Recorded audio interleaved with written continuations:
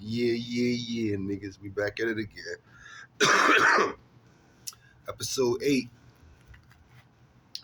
Loyalty. Let's talk about it. Let's get real with this shit, y'all. We'll cut the bullshit. Back then, yo, me and Juan, we was going to Detroit to get the beans. At this time, beans was going for, if I'm not mistaken, $20 a pill. The beans was going for $20 a pill. We went to the, they got 1,000 of them. We ran through them motherfuckers. For real, we ran through them. We was getting the motherfuckers back then when it was $20 a pill for 50 cents. Swear to God. Of course, we could have killed it, but niggas ain't want to take too much of a risk on that journey back and forth from the D.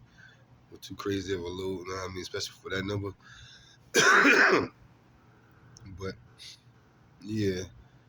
What's interesting, though, at this one time, it was at this one period of time, we had ran out, and niggas didn't even go back to the D no more.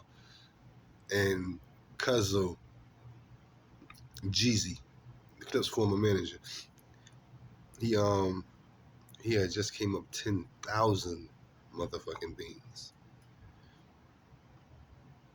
Yo. And them bitches was good, too. I ain't gonna hold you. Them motherfuckers was right, y'all. I ain't gonna hold you. Yo. So, I came to Cuzzo, and I'm gonna make this clear now. By now, I ain't gonna lie, I'm hitting licks. I never sit there in front. I was jacking niggas. But I won't, like, on some stick-up kid, like, give me a shit type shit. Anybody know how we did it? We went for the niggas that was that nigga. You know, sticking up a nigga on the corner, got them ain't gonna pay for lawyer fees. Well, anyway, I went to Cuzzo like, yo, you know what I mean? Throw me some beans and shit, you know what I mean? Like, yo, I know you was throwing prettier, you know what I mean? A little something and shit. And that's what I do. Like, that's one of my things right now, you know? Me and Fat Boy been going back and forth. I don't know if he ain't believe me or what, but and they like, I try y'all, I test y'all. Y'all, this nigga gave me 10 beans. 10 beans. I'm selling 10 beans on one sale. So, you know, he a super busy motherfucker. So at the end of the day, I know for a fact it ain't gonna be easy to catch up with him to get more, first of all. And what the fuck I'm gonna do with 10 beans? 10 beans, shit. That's like a party pack on the weekend. For us. So what the fuck? Yo, I was blown the fuck away. Time goes by, I keep asking him, and he's stalling me out. And then it was crazy because one day he asked me, I asked him about it again. And I kind of like, yo, I never crossed the crew and shit. You know, same shit I said before in the previous episode. I never crossed the crew, da-da-da-da-da. And here's something like, man, pretty fucking my money up right now, Sco. This, then the third. You know what I mean? I wouldn't want to get there and fuck up our friendship and shit. But that me and you got. I'm like, dog, I'm not pretty. You know what I mean? I don't know what the situation y'all got between each other, but I'm not him. You know what I mean? I would even move like that with you by far. And this is what I do. Like, this is my thing. Other than this, you know what I mean? With the goddamn work. You know what I mean? That nigga would not bend for shit, y'all. I swear to God, he would not bend for nothing. It was another occasion when we was at Bear House. Bear had like all the fucking clothes, like all like the designer shit. Now I mean, like he had all the designer shit. So niggas was in his garage one day, me, him, Pretty, and Jeezy. Jeezy had pulled up, and he had pulled me to the side, like, yo, don't you do your thing? Talking about with the work.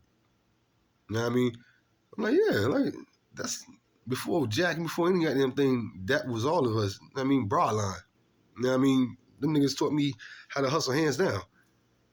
So I'm like, yeah, why you ask me that? But he like, yo, all right, I'm gonna call you. So in my mind, I'm thinking like, it's on and popping. It's on and fucking popping. Because that'll be a steady connect.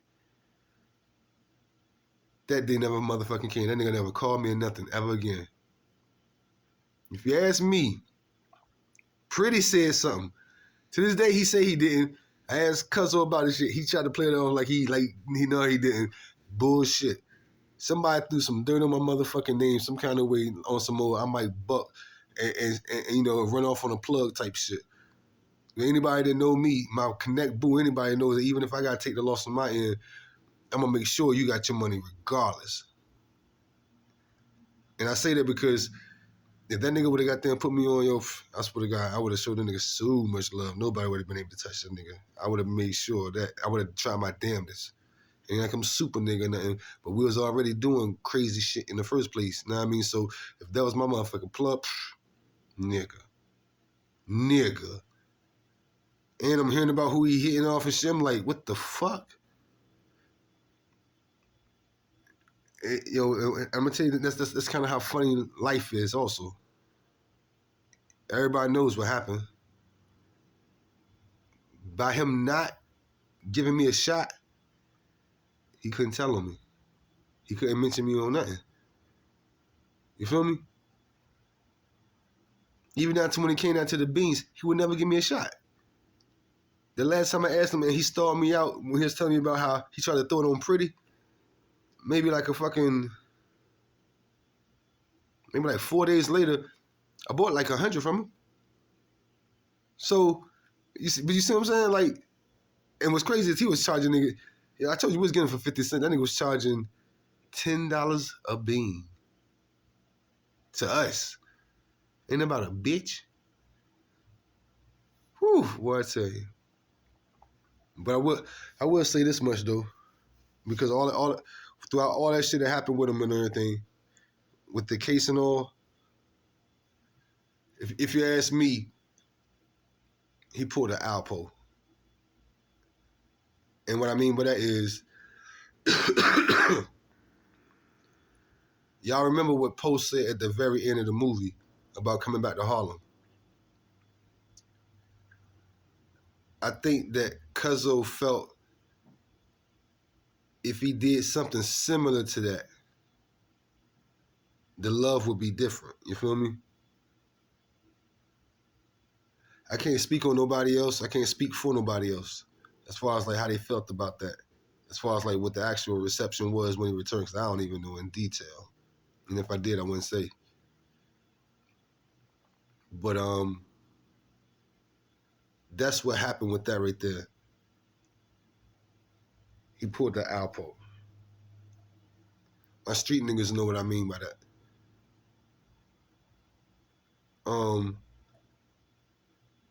And I'm pretty sure that's why he wrote the book, Sacrificial Lamb. 360, 384 months, something like that. It's available on Amazon, Barnes & Noble, all of that, I'm sure. Y'all go check that out. But yeah, that's what happened. That's what happened. I found myself in situations where me hitting licks had motherfuckers not trusting me. Ain't about a bitch. My closest.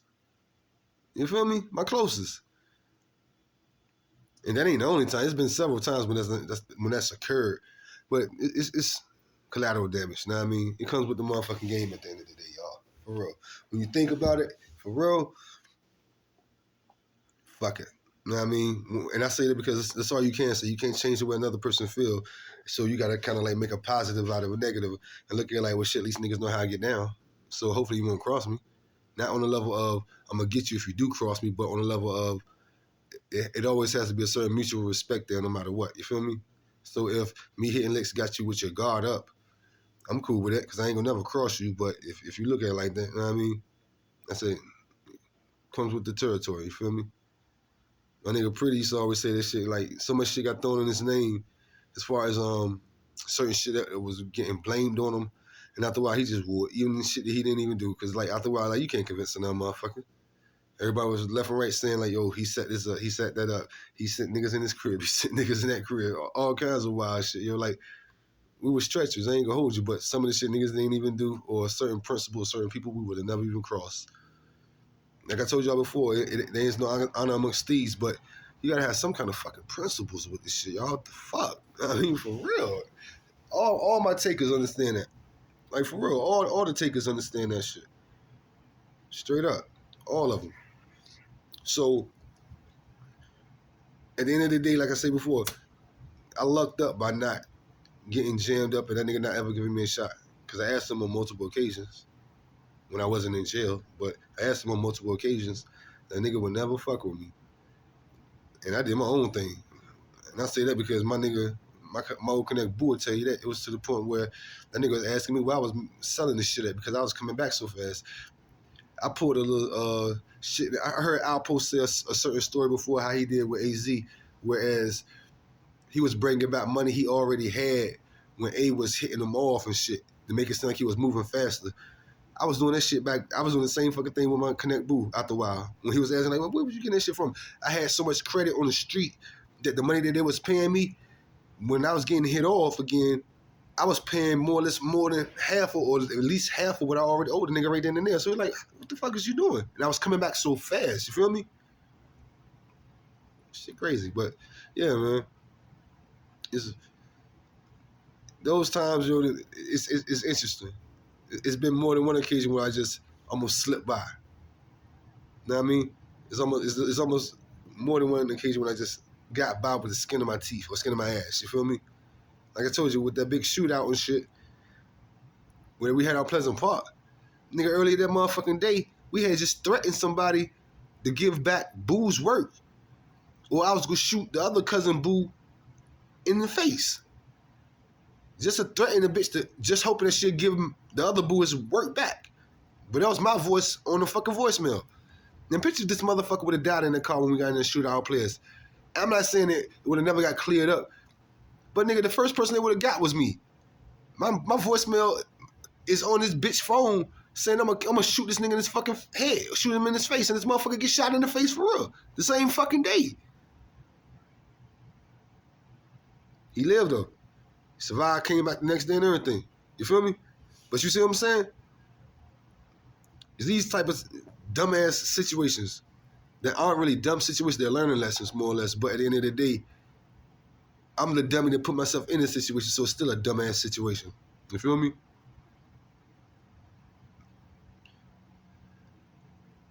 Like I said before, loyalty. Available on Barnes & Noble, Amazon,